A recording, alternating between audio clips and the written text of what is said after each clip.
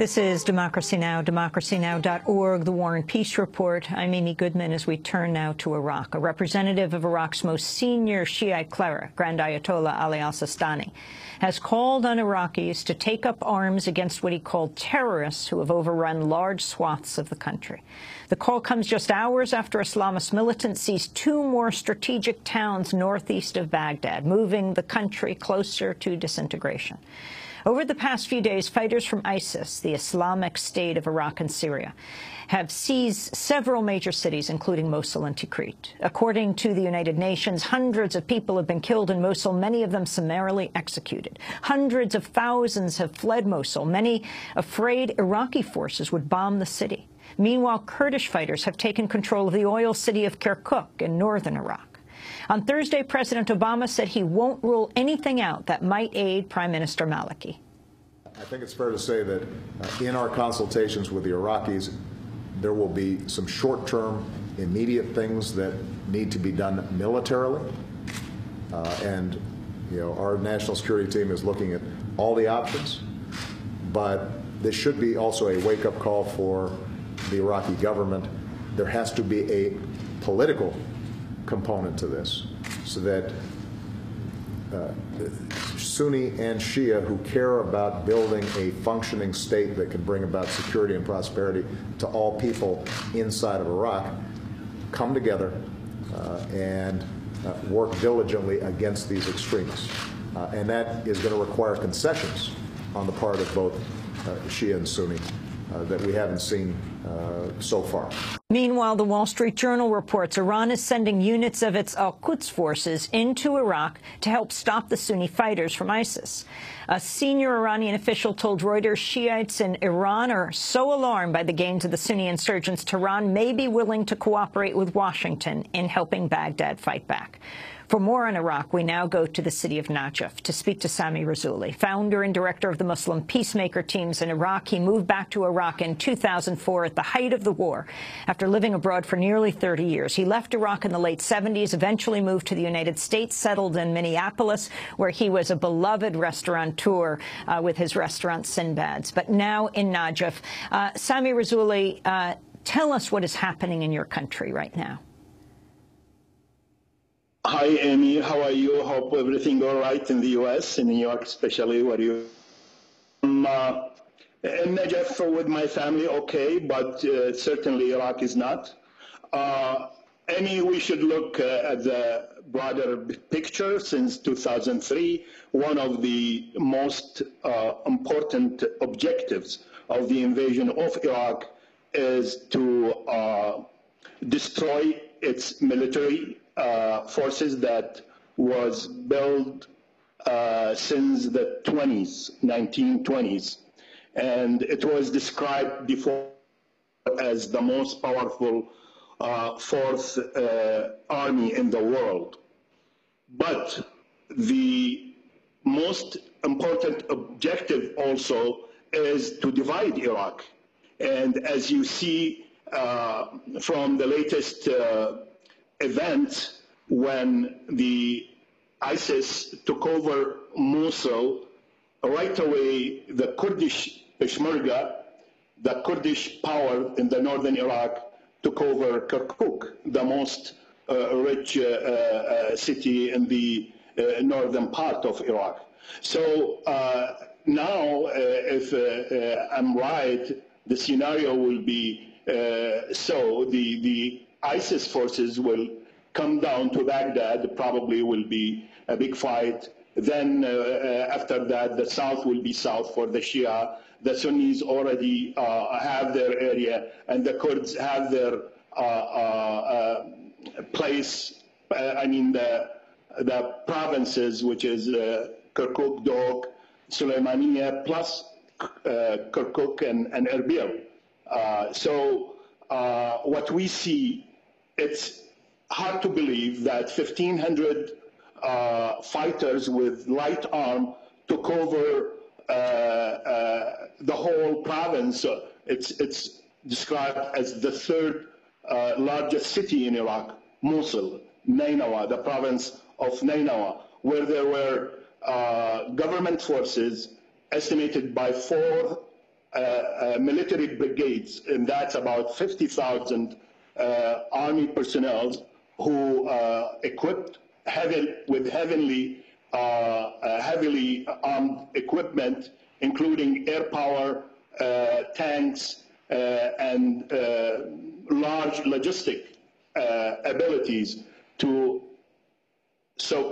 to protect the province of Mosul. But they failed. What they did, they left their equipment, which is purchased with lots of money for the fighters, and at the border of Mosul and Kirkuk, the Peshmerga, the Kurdish forces, took those equipments, the government equipments, as a gift, actually. And who are those, the ISIS? I think, as it's believed by an average Iraqi, they are part of the Al-Qaeda, so-called Al-Qaeda previously, were created by the CIA and partially and with the Saudis partially in the 70s to fight the USSR when the USSR occupied Afghanistan in the 70s. So part of them, the Al-Qaeda, then the other major part is the generals from the previous army, the Saddam Hussein army, who are well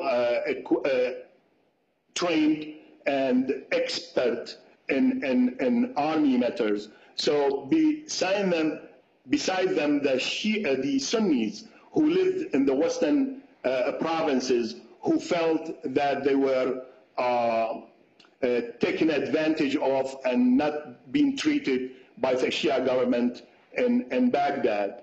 And with them, of course, some extremists, Islamic extremists from Chechnya, maybe, Afghanistan, North Africa, and some other Arab countries, like Saudis, for example. Sammy Rizzoli, we don't have much time, but I want to get to two quick points. The significance of a representative of Iraq's most senior Shiite cleric, Grand Ayatollah Ali al-Sistani, calling on Iraqis to take up arms against who he's calling the terrorists.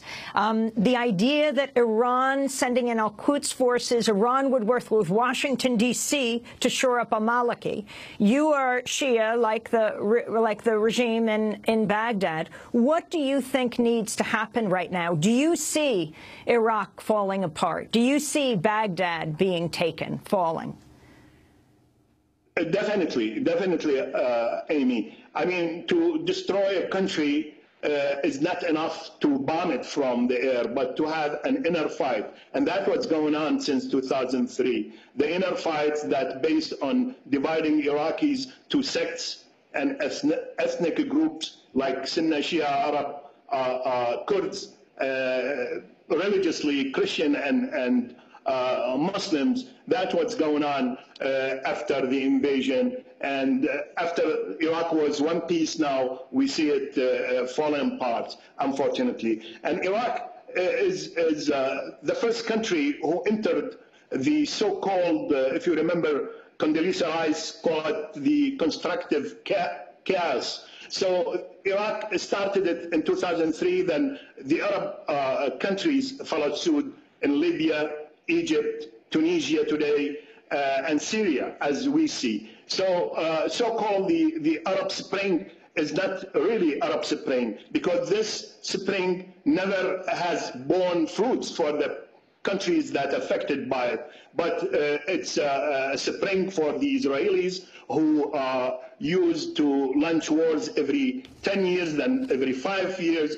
We will see no wars anymore between the Israelis and the Arab for the sake of the Palestinians to secure homeland for them. But we're going to see the Arabs killing themselves, killing each other, unfortunately. Sammy, what do you think the U.S. should do? President Obama has not ruled out airstrikes, talking about shoring up the al-Maliki government.